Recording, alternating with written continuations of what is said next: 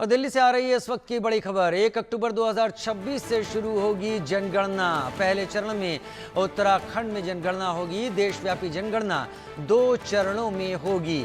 वहीं 1 मार्च 2027 से जातीय जनगणना भी शुरू हो जाएगी।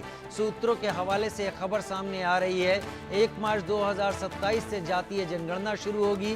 पहले चरण में उत्तराखंड में जनगणना होगी। 1 अक्टूबर 2026 से जनगणना शुरू हो जाएगी और पहले चरण में उत्तराखंड में जनगणना होगी। दोनों ही कोशिशों में सबसे पहले उत्तराखंड से जनगणना की शुरुआत होगी।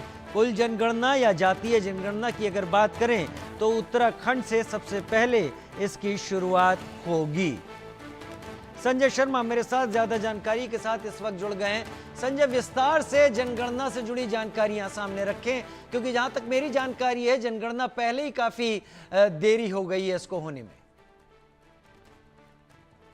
लेकिन आज इसके पीछे तर्क ये दिया जा रहा है कि कोविड की वजह से जो समय पर जनगणना होनी थी 2021 में, तो 2021 में जनगणना शुरू नहीं हो पाई। उसके बाद में लगातार विलंब होता रहा। फिर उसके बाद में लोकसभा चुनाव आ गए, नई सरकार का गठन हुआ, तो अब जाकर के अगली जनगणना का टाइमलाइन तय हुआ है।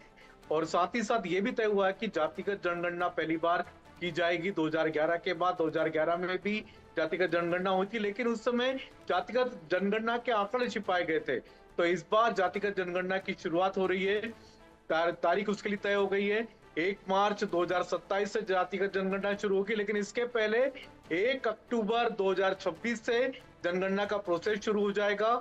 लेकिन 1 अक्टूबर 2026 से सबसे पहले पहाड़ी इलाके, जो भारत के जो पहाड़ी इलाके हिली एरियाज हैं, चाहे उत्तराखंड की बात करें, हिमाचल प्रदेश की बात करें, जम्मू कश्मीर, लद्दाख की बात करें, तो वहां पर जनगणना सबसे पहले कराई जाएगी। उसके बाद में 1 मार्च 2027 से पूरे देश भर में जनगणना कराई जाएगी। तो ये जनगणना कैसी होगी? तो इसको 2 चरणों में कराया जाएगा। साथ ही साथ इस बार कास्ट सेंसस यानी जातिगत आधार पर जनगणना होगी। जाति की गणना होगी, जातिगत जनगणना।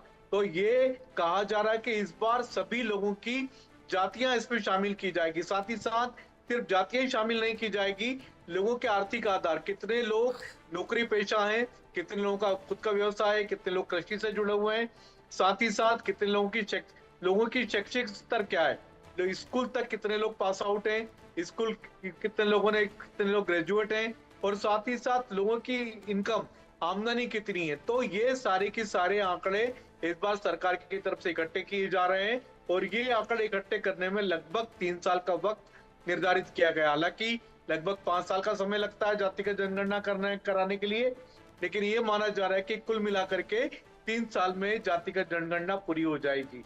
तो 2027 से ये 1 मार्च 2027 से शुरू होगी, यानी 2030 तक इसके नतीजे आना शुरू हो जाएंगे, आंकड़े आ जाएंगे।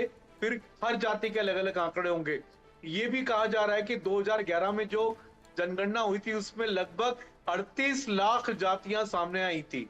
तो देश में 38 लाख जातियां मौजूद हैं, ये 2011 के आंकड़े कह रहे हैं। लेकिन 2027 में जो जनगणना होगी जिसके नतीजे 2030 तक देखने को मिलेंगे,